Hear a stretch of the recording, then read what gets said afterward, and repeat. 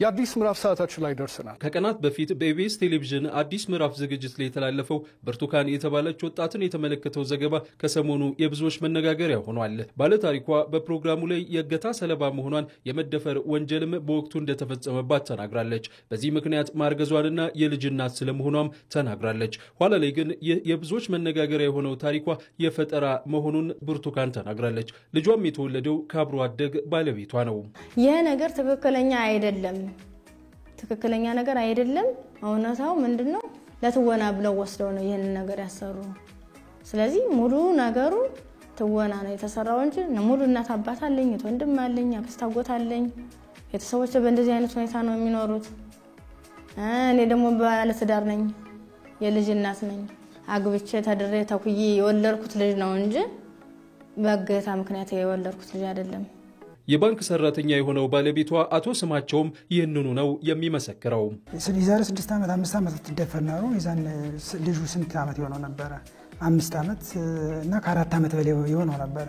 ግን ልጁ ስንት ዓመት ነው? ገና 2 ዓመት ነው። እና ተደፍራ ታግታ ደምቢዶሎ የሚለው በጣም ውሸት ነው። አታቆም። ደምቢዶሎ ቤት እንደሆነ ራሱ ዩኒቨርሲቲ ቤት እንደሆነ አታቆም። ስሙንም ላታቆም ትችላለች። የዛ ደገና ነበር። ስለዚህ ይህ በጣም የተሳሳተ ነው። 2014 ተጋባን። 2014 15 16 17 ኦልሞስት ወደ 4 ዓመት እየመጣ ነው። አብረን ነው የምንኖረው። ከተጋባን በኋላ እሷ ሜዳ አታውቅም፣ እኔ ሜጅ ማለቅም። አብረን ነው የምንኖረው። ምንም ነገር በማላችን ነገር የለ። በኢቢኤስ ቴሌቪዥን በተላለፈው ፕሮግራም ላይ ሌላኛው የሚነሳው ጉዳይ የብርቱካንን የትምህርት ሁኔታን የተመለከተው ነው። በወቅቱ ባለታሪኳ ወደ ደምቢዶሎ ዩኒቨርሲቲ ማቅናቷንና የፋርማሲ ትምህርት ክፍል ተማሪ እንደነበረችም ገልጻለች። ቤተሰቦቿ እንዲሁም ባለቤቷ እንደሚሉት ይህ ስህተት ነው። ከ12ኛ ክፍል ጥሩ ውጤት አመጣ። ወደ ዩኒቨርሲቲ ወደ ሀሮማያ ዩኒቨርሲቲ ተላከች።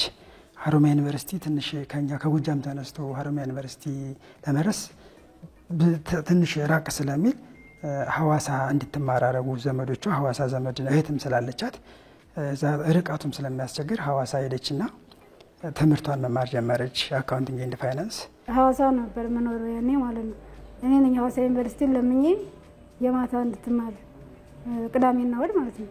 ቅዳሜና እሑድ እንድትማር አድርጌ በ2013 የአካውንቲንግ ተማሪ ነበረች ሐዋሳ ዩኒቨርሲቲ ማለት ነው። ስለ ብርቱካን ተመስገን በኢቢኤስ ቴሌቪዥን የቀረበው የተሳሳተ መረጃ የብዙዎችን ሕይወት የሚያመሰቃቅል መሆኑንም ነው እሷም ሆነች ቤተሰቦቿ የሚናገሩት።